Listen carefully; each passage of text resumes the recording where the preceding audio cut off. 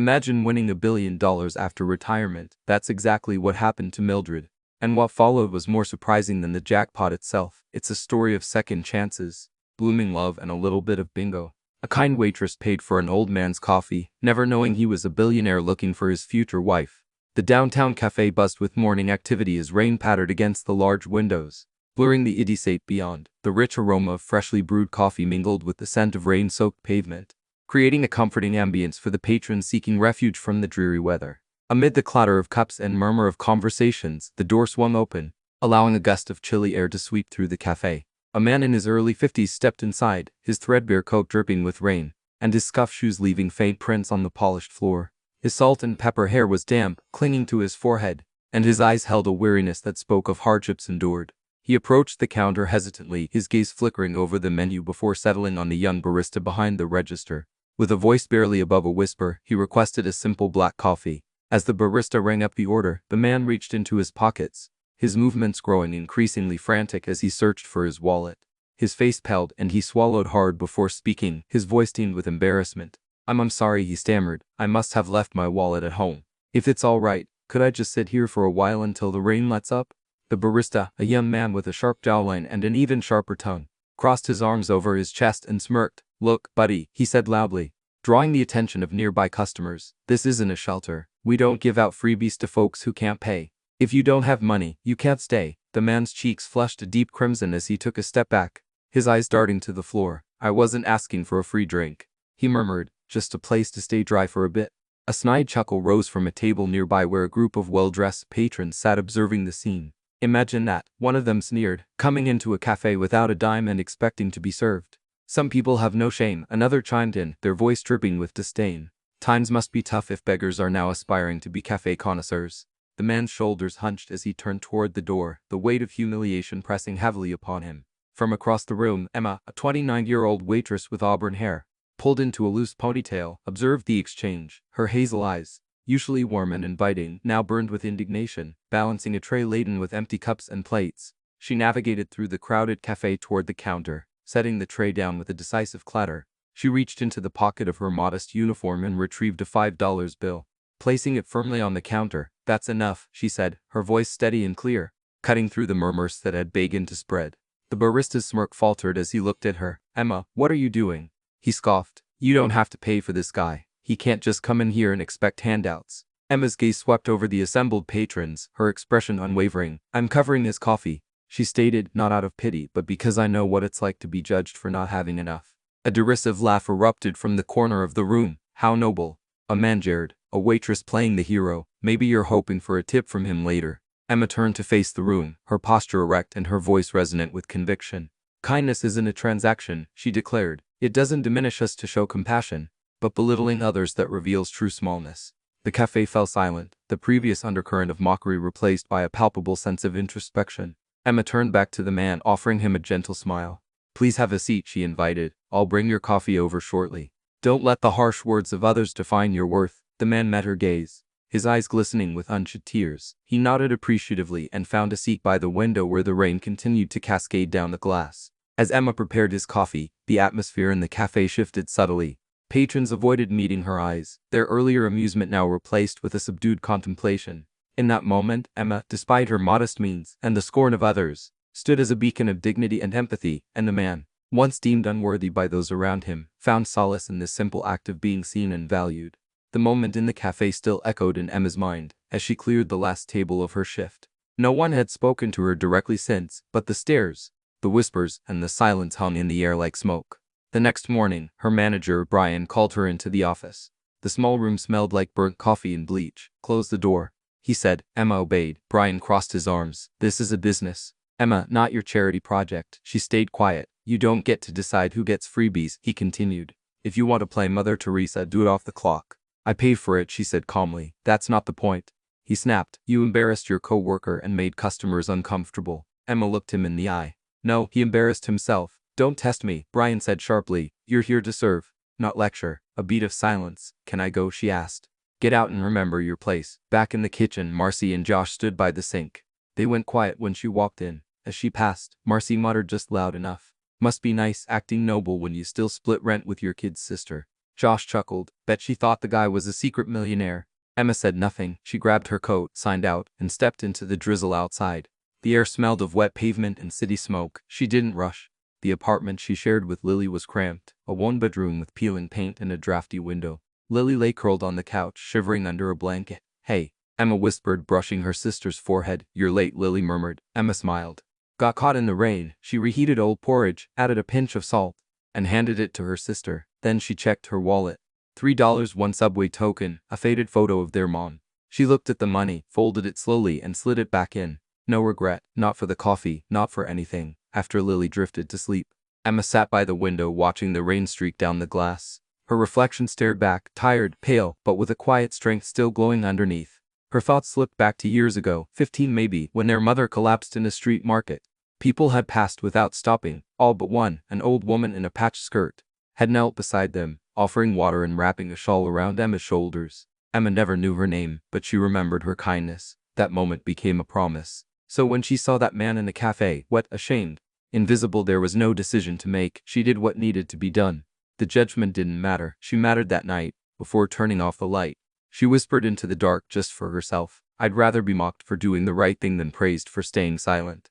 And in that little apartment, with nothing to spare but her own dignity, Emma felt something rare, peace. It had been 4 days since the incident. 4 long shifts filled with half-heard whispers and glances that lingered a little too long.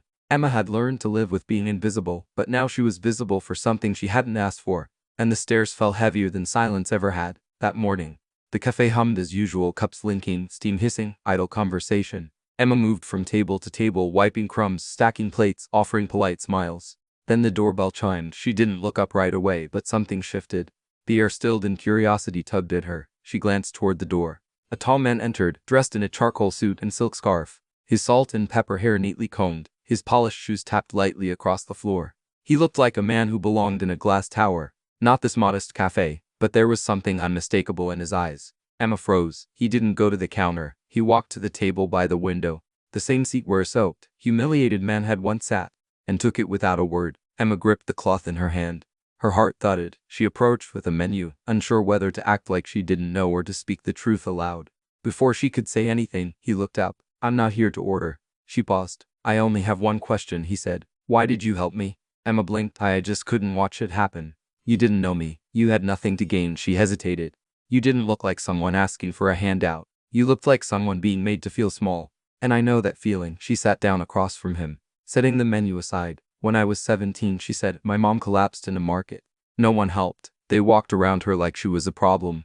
Except one woman, an old lady with barely anything herself. She stayed, and I promised I'd be like her if I ever got the chance." He didn't interrupt. He just listened. "That day," she said softly, "I remembered that promise." A few beats of silence passed. Then he asked, "Do you read?" Emma blinked. "Books?" He nodded. "I used to. Not much lately. I like stories about ordinary people doing brave things." He smiled faintly. "Good choice." They started talking about books, cities, music, Bach, Chopin, why people grow cruel when they feel powerless. He mentioned authors Emma had never read, and she didn't pretend to know them. She answered with curiosity, not pretense. Minutes passed, then more. The cafe noise faded into background hum. At one point, Emma laughed, really laughed for the first time in days. "You're not what I expected," she said. He raised an eyebrow. "What did you expect?" She shrugged. "Someone who just wanted to say thank you and disappear." He looked down, then met her eyes again. "I've had wealth for a long time," he said, "but very few people have made me feel human again a day." "You did." Emma didn't respond. She didn't need to. In that moment, they were just two people. Not a waitress and a billionaire, not a stranger and a savior. Just two souls finally seen, and neither of them would forget it. It was exactly 1 week after their second encounter when Emma received the envelope.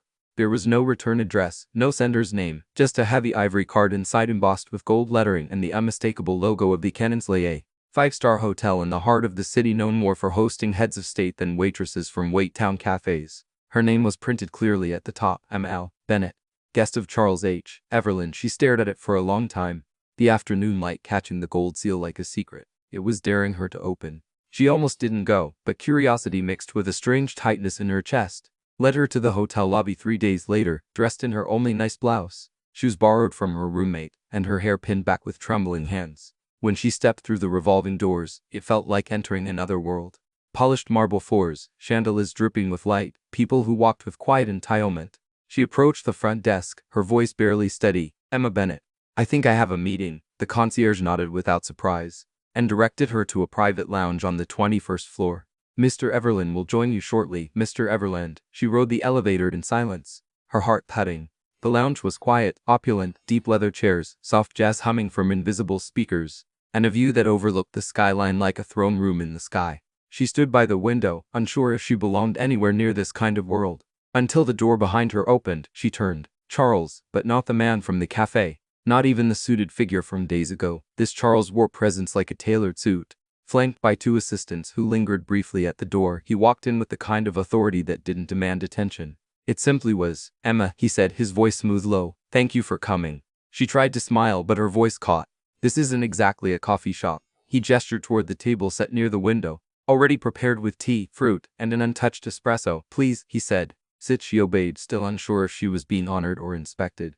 He sat across from her, folding his hands. I wanted to tell you in person, he began, because anything less would feel dishonest. She waited. My name, he said, is Charles H. Everland. I'm the founder of Everland Holdings. We operate in 12 countries, primarily in infrastructure and social impact investing.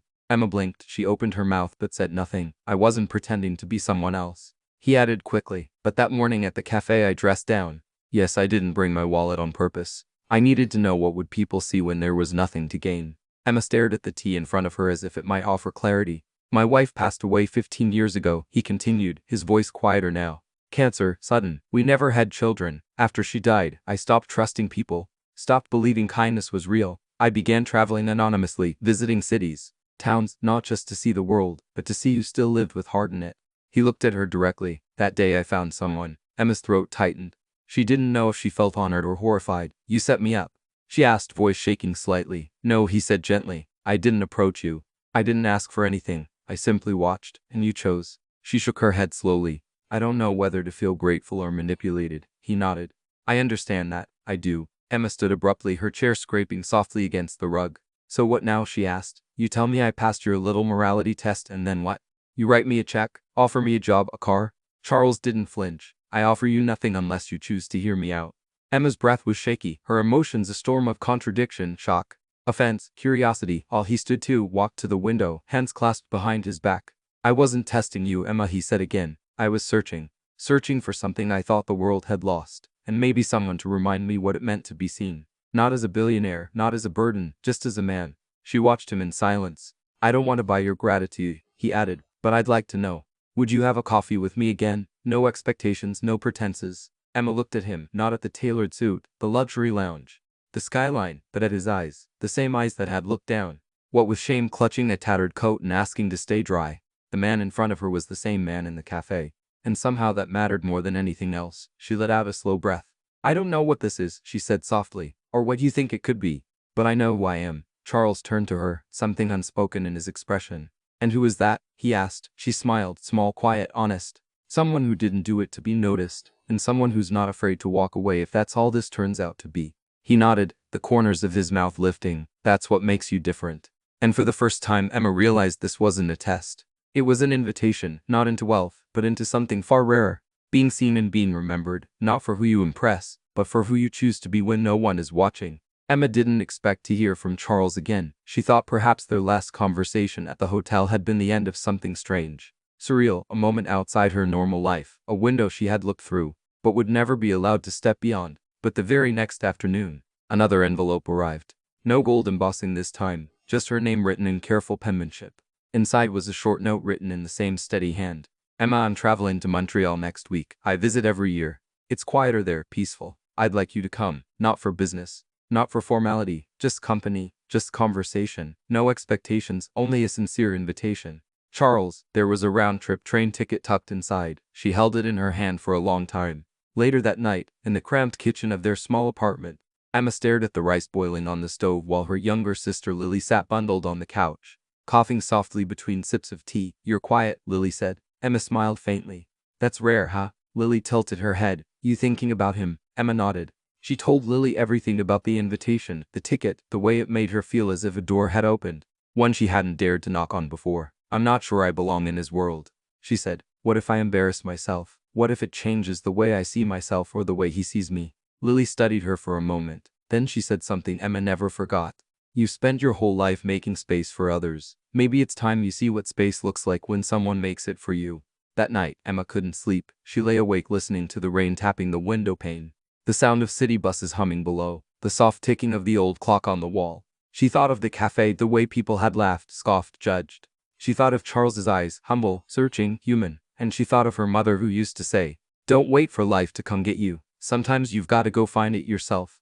By sunrise, her decision was made. She packed lightly, a single bag, a worn journal, 2 changes of clothes, and the book she'd been too tired to finish for months. She left Lily a note on the fridge with grocery money, and a hug that lingered longer than usual. At the train station, she stood on the platform with her heart caught somewhere between hesitation and hope.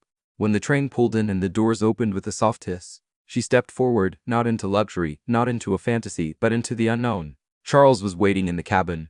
No bodyguards, no fanfare, just him, seated by the window, a book in his lap, and 2 coffees on the table. He looked up when she entered and smiled. Not the practiced smile of a man used to being served, but something warmer, something real. "I didn't think you'd come," he said. Emma sat down across from him, setting her bag gently by her feet. "I didn't think I would either," she replied, "but then I remembered. The world doesn't change unless you walk into it." He nodded thoughtfully. "I'm not offering anything," he said. "No promises, no paths paved in gold. I just thought maybe it's time I stopped walking alone." Emma looked out the window as the city began to blur, the buildings giving way to trees, the rhythm of the train settling into her chest like a heartbeat. She turned back to him. "Maybe," she said, "we both needed someone to remind us we're still allowed to choose something different." And with that, the train carried them forward, 2 unlikely travelers bound not by destiny, but by choice. Emma didn't know where the journey would lead, but for the first time in her life, she wasn't afraid of the answer because she wasn't running toward escape or wealth or fantasy. She was walking into something honest, and that she realized was enough. The days that followed were unlike anything Emma had ever known. No 5-star hotels, no yachts, no champagne brunches. Instead, she found herself waking up in quiet villages and dusty towns, in modest guest houses and community centers, riding in the back of Charles's old Jeep with the windows down and the wind playing in her hair. He didn't live like the billionaire the world believed him to be. They visited orphanages in the outskirts of small cities where children rushed into Charles's arms shouting his name, not because he gave them toys, but because he remembered birthdays, favorite books, inside jokes. They went to shelters for recovering addicts, where Charles spoke little, but listened deeply. They sat on porches of homes half built by hands he'd funded but never named, eating soup made by people who had no idea the man across from them owned half the skyline. Emma watched all of this in quiet awe. He never announced himself, never sought praise. She asked him once while sorting boxes at a community food pantry in Vermont, "Why don't you tell people who you are?" He shrugged. "Because they'd stop talking to me like I'm human." Everywhere they went, she saw the same thing, his eyes searching, not for gratitude, but for connection. And more than once, she caught her own reflection in a window and realized she was smiling in a way she hadn't in years. One night in a cabin nestled near the edge of a forest in Quebec, they sat on the porch as the crickets sang and the air hung heavy with the scent of pine. The only light came from a single lantern on the wooden table between them. Charles had brewed chamomile tea. Emma curled into a wool blanket, watching the steam rise from her cup. They hadn't spoken in a while, but it wasn't silence born of awkwardness. It was the kind of silence that felt like breathing together. Finally, Charles leaned back in his chair, looking out into the dark. "I've had people offer me everything," he said, "calm, comfort, even love." He paused, then turned to her, voice quieter. "But I don't need someone to love me. I need someone who understands why I love the things I do. Someone who doesn't need to be dazzled, just present." Emma didn't answer right away. She let the words settle between them, heavy and delicate. Then she looked at him, her eyes reflecting both the lantern light and something deeper. "I don't know if I'm that person," she said honestly. "I don't know if I understand all the reasons why you are who you are." She took a breath. "But I do know this. I've never felt more like myself than I do when I'm with you." Charles didn't smile. He didn't look triumphant. He simply looked peaceful, as if he'd just heard the answer he didn't know he'd been waiting for. They didn't touch hands. They didn't lean in for anything more. Because what they shared wasn't about proximity. It was about recognition. About 2 people generations apart, shaped by very different lives, finding a quiet resonance in the space between their scars. Later that night, Emma sat by the cabin window writing in her journal. Her thoughts came in half sentences and single words. Quiet, found, seen. She closed the book, tucked it under her pillow, and whispered into the stillness. "I didn't come looking for love, but maybe I stumbled into something braver." Outside, the stars blinked above them like quiet witnesses to a story still unfolding. One not of fantasy or fate, but of 2 souls who'd once believed they were alone until they weren't. 3 months of quiet mornings and unhurried conversations, of listening more than speaking, of seeing the world not from penthouse windows, but from street-level stoops and crowded community halls. Emma had changed, but not in the way most people might expect. She wasn't wealthier, she didn't dress differently, her shoes were still worn at the edges. Her journal still filled with scribbled thoughts and creased corners, but her spirit that had shifted. She walked straighter, spoke more slowly, felt no need to explain her worth to anyone anymore. Charles noticed it too. They had just returned from a visit to a women's shelter in Detroit when he asked to speak with her privately. They sat on the rooftop terrace of a converted church they were funding, the skyline glowing behind them. He handed her a simple folder. No ribbon, no ceremony. Inside were the legal documents to establish a foundation in her name. The Emma Bennett Opportunity Fund. She looked up slowly. I want to leave something behind, he said, but not in my name. I've done enough of that. I want the next girl, the one waiting tables, taking care of her sister, thinking no one sees her. I want her to know someone did. Emma said nothing, not yet. Charles continued, you don't have to run it. You don't even have to be involved, but it will exist because you did. Because one person chose to see someone, not for what they had, but for who they were. Emma placed the folder on the table gently, her fingers resting on the edge of the cover. I don't know what to say, she whispered. Charles smiled. You don't have to say anything, but she did. She took a long breath, steady and sure. I'm honored, she said. More than I can express. But if it's all right, I'd like to try something else. He nodded, encouraging. I want to build something on my own, she said. It doesn't need to bear my name or yours. I want to start from the ground up, not because I don't value what you're offering, but because someone once believed in me enough to let me believe in myself. Her voice didn't waver, and I want to offer that same belief to others. Not through money, but through presence, through listening, through being there when no one else shows up. Charles was silent for a moment, then he smiled, not with surprise, but with the quiet, radiant pride of someone who had known all along this day would come. You already have, he said. Emma looked at him, at the man who had once sat trembling in a cafe, ridiculed and dismissed, only to become her mirror, her mentor, her friend. There was no label for what they were, not lovers, not partners, not quite family, but something more enduring, a kind of soul recognition, a shared truth that required no definition. He reached across the table and gently squeezed her hand. No matter what you do, he said softly, I'll be in your corner always. She nodded, her eyes glistening. And in that moment, nothing more needed to be said. Their story had never been about grand declarations. It was built on quiet choices, patient belief, and the courage to let each other go.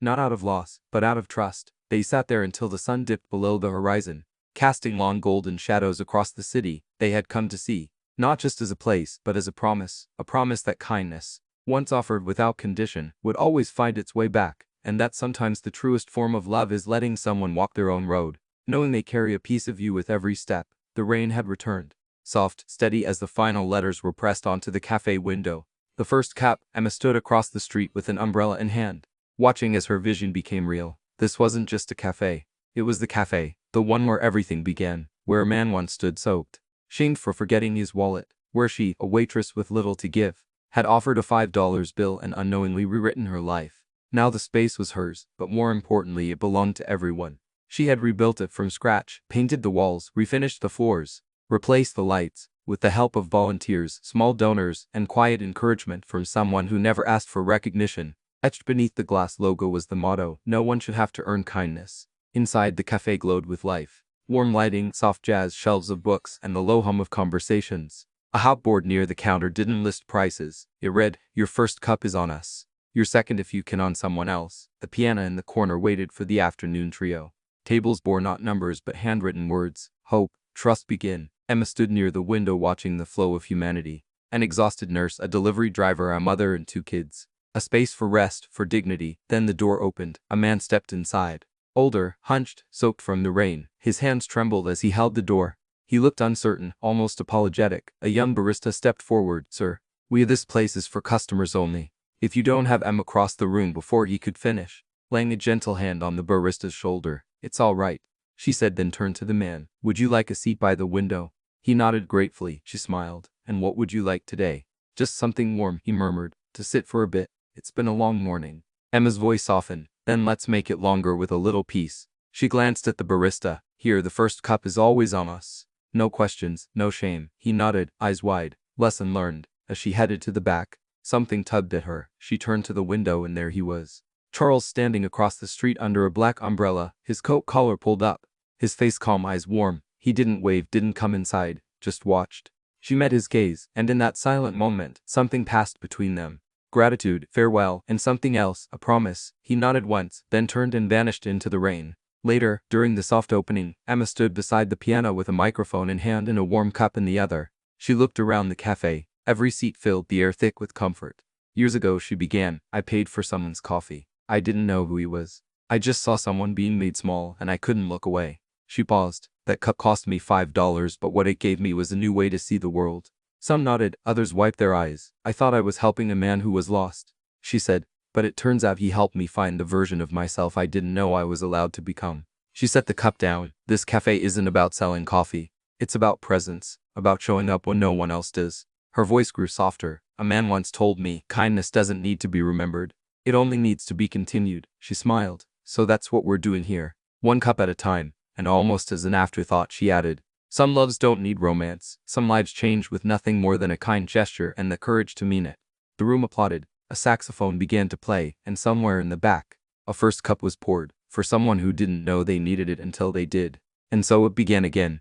Thank you for joining us on this heartfelt journey, one that began with a single act of kindness and unfolded into something far greater than either of them ever expected.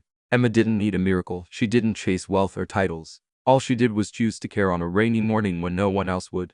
And sometimes that's all it takes to change not just one life but two. If this story moved you, inspired you, or reminded you of the quiet power of compassion, don't forget to like, comment, and most importantly, subscribe to Soul Stirring Stories. Here we tell the kinds of stories that heal, uplift, and remind us what it means to be truly human. We'll see you in the next one where another soul waits to be seen. Music.